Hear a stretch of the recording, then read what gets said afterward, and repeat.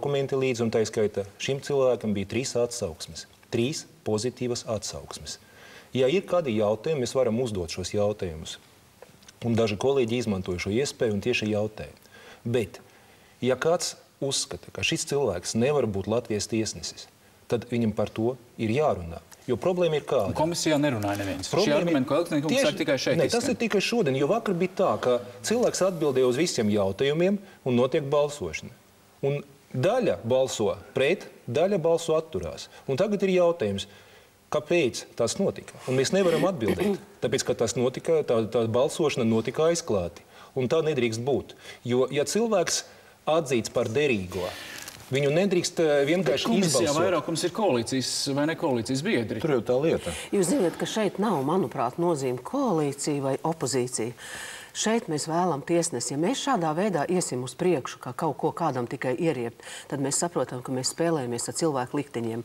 Es domāju, ka iepriekšējā Saeimā jau bija viens gadījums. Bija Zemesgrāmatu tiesnesis Dainis Šaicāns, kurš šādā veidā arī komisijā nesaprotam iemeslu dēļ pat neuzdod gandrīz nekādus jautājumus, neakceptēja viņa kandidatūru. Tieši tas pats notika Saeimā. Pēc tam šis Dainis Šaicāns ir uzrakstīja katram juridiskās komisijas deputātam vēstuli lūgumu paskaidrot, kādi iemesli bija. Jo nekāda neizskanēja ne plenārsēdē, ne juridiskās komisijas sēdē. Mums pat nav tik tālu jāmeklē Judinkungs arī tik jā, bet es vēl gribu pabeigt vēl ne? vienu lietu. Un viņš pašlaik ir vērsies Eiropas cilvēktiesību tiesā. Un tā lieta esot pieņemta. Sakarā to, ka ir nobalsots bez jebkādas argumentācijas.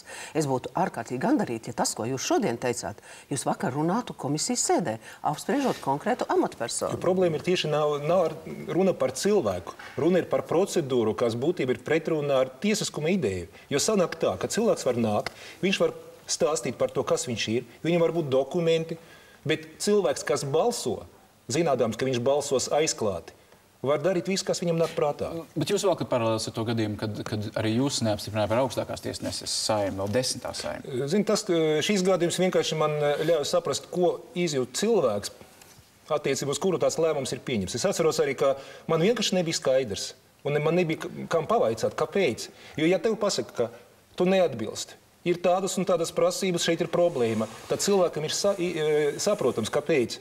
Šajā gadījumā bez paskaidrojumiem. Es domāju, ka šajā situācijā mēs varētu runāt par to, ka mēs esam 3 un noteikti kāds no mums viens melo attiecībā uz to balsojumu, kas tika sniegts. Koalīcijas attiecīgi locekļiem. Tādā ziņā vēl es domāju. Tādā ziņā, ka kāds no tiem, kurš tagad tā skaitā saka, ka viņš ir balsojis par, un ja mēs tagad visus pajautātu visiem viedokļus, tad visi automātiski teiktu, ka viņi ir balsojuši par. Jautājums ir par to, ka šajā gadījumā koalīcija virzīja tiesnesi apstiprināšanai. Jums atvainojos no 11 locekļiem. Koalīcija nevirzīja, virzīja tātad konkrēti tiesnešu kolēģija. Jā, virzīja. Un tā tas parasti notiek. Es mums vēlreiz atkārtoju, ja mēs šeit spēlēsimies koalīcija, opozīcija, šīs nav šīs amatpersonas, kurš būtu šādā veidā jāvērtē. Ir jāvērtē profesionalitāte.